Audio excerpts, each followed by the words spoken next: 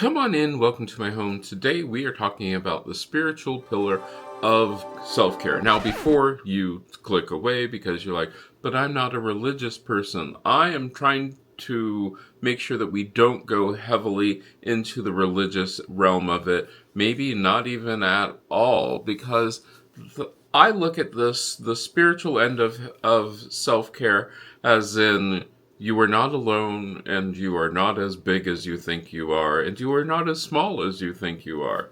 Okay, so let's put this into some context. This one's pretty easy to understand. So the idea behind the spiritual side of self-care is to get out there and make yourself feel sort of comfortable. Make yourself feel like you are connected to other people, to the bigger picture, and to, like, yourself in general.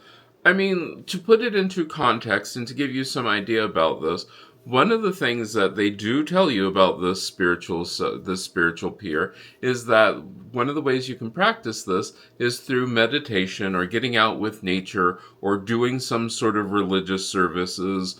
And I'm like, okay, that's cool, but what exactly does that mean in a practical sense? Basically, that means that if you go outside and you look out the window, you're outside and you look out and you notice this whole big wide landscape of all these things around you, and you can marvel and wonder and be like, wow, I'm part of this grand scheme of things. And it doesn't matter if you are in the countryside or if you are in the city. If you can look at this and find beauty and peace and wonder in that, that's what's important. That's what's really important. Think about the fact that, there's this whole big world and you are just a small part of it, which can also lead to its own problems because that can also make you feel completely disconnected from everything. So the other side of that is, so you want to connect with people. Couple ways that you can do this, and a couple ways they suggest is, you can, of course, talk to your family and friends, actually go see your family and friends if that's not possible. If that's possible, if that's not possible, you can connect with them through social media, through calling, texting, whatever. Just as long as you get some sort of connection with people. Is being in person better? I don't know. Is it? For some of you, it might be. For some of you, connecting to people in person might be really, really good. For others of you, this might add so much anxiety that it's not the best thing. So, okay, you don't have to. But one of the things I will tell you to do is, go out and do stuff. That's one of the best ways to connect with people, is to go out and do stuff, even if it's just as simple as going out and you go to a craft store. We'll use that as an example because it's the only thing I can think of at the moment. You go to the craft store and you're like, oh, I should wander up and down the aisle, and you will find that people in craft stores have a tendency to talk to you. As you pick up something or you wonder about something, they'll talk. They'll tell you their experiences with you, that sort of thing. The other thing that you can do is you can find that through doing things.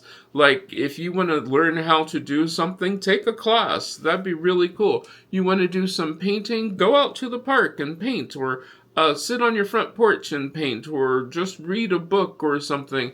Be out in the environment, and also be open to having a conversation with others. You might strike up a conversation with your neighbors. I know, it's crazy. Some of you are like, ooh, neighbors, ooh, yuck. It's people-y out there. But it's good to know that you are not alone. It's good to know that if you need something, people would be there to help. And it's also good to help people if they need something. Yeah, if you want to really feel connected with others, really feel like you are doing your own good, like you have some sort of purpose, helping others is a really good way to do that. It fulfills, that need to feel wanted, that need to feel needed. So yeah, helping others, really great way to connect with people. Helping yourself, a good way to connect with people. Another great way to connect with people is to find something that you have in common with people. If you are a baseball fan and you go to the baseball games, I'm going to bet you those people will talk to you. Yeah. Yeah, they probably will. So anytime that you are in a situation where you are in a place where you can connect with people, I will say if you go to the movies, talking during the movies, probably a bad thing. Same thing with theater. But in the lobby, you can get to know people and if people want to approach you and talk to you, I know this is rough. It's one of those rough things for me too, but also be willing to have a conversation. And I know a lot of you have already heard me talk about I'm very shy, very, standoffish at times, I've been told. But if people talk to me, I have a tendency to talk back. Yes, I will converse with you. And I think that's a really nice thing to do.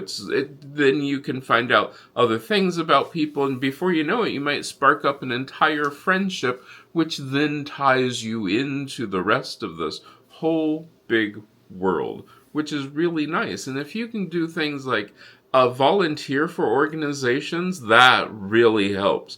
There are a lot of organizations which probably need your help right now, need your time, actually doing something, because it's really easy to just write a check if you have the ability to do that. But if you can actually volunteer your time, you get to meet people who have the same interest as you. It's a huge, big connection.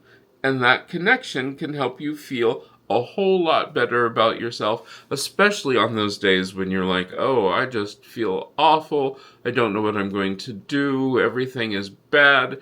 Because if you do something regularly, there's a tendency for those people, once you don't show up to something, they question. They'll call and they'll say, hey, I haven't heard from you in a while. Is everything okay?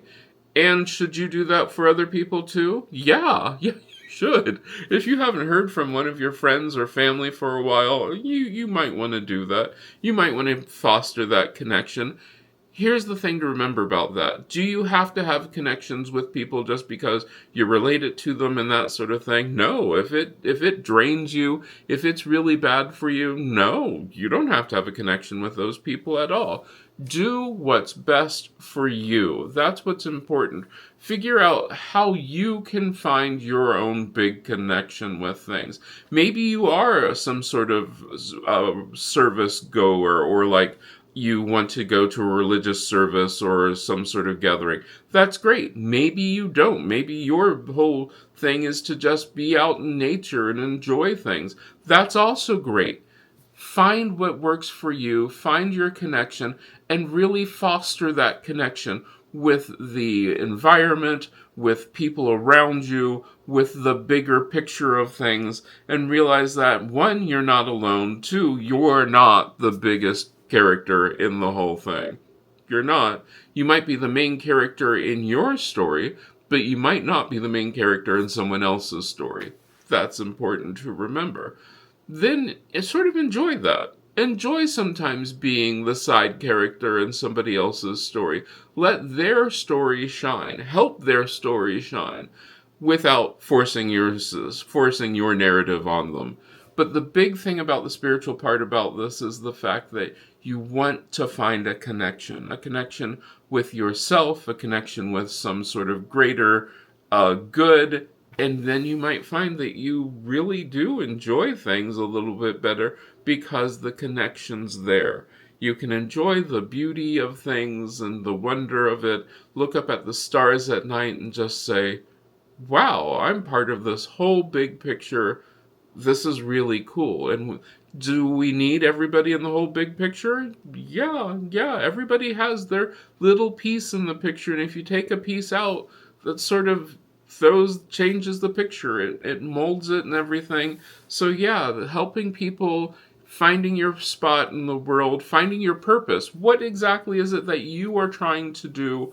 Figuring that out, that really will help you with your self-care, because when you can say, I know what I want to do, what I'd like to do, what my purpose is, that changes everything. And probably a lot of you are like, well, what is your purpose what is my purpose in this? Well, my purpose is I like to help teach people to teach people. I like to help people. I like to show that not everything has to be perfect, that, there's a whole big world out there. You don't have to be the star of it. You don't have to go for absolute perfection. You have to work for what works for you. You have to do what works for you, and then go from there. I hope that makes sense. At this time, I'd like to thank these people who I've found a connection with. I like talking to them. I like hearing from them. I think it's really fun to have that connection. And I haven't even met these people in person, but there is a connection there, and it is really nice. If you want to become part of the Patreon family or part of the channel members, you can go ahead and join those, or you can also like and share this video and let other people know that, hey, we are all part of this connection, because guess what? Sharing is a great way to connect with people. So sharing things that you like, sharing things that you want to let people know that you're interested in, it's a good way to connect. It's sort of fun, and it does help this channel, so that's a good thing too. I hope you enjoyed this, and I hope I get to see you again the next time you stop by.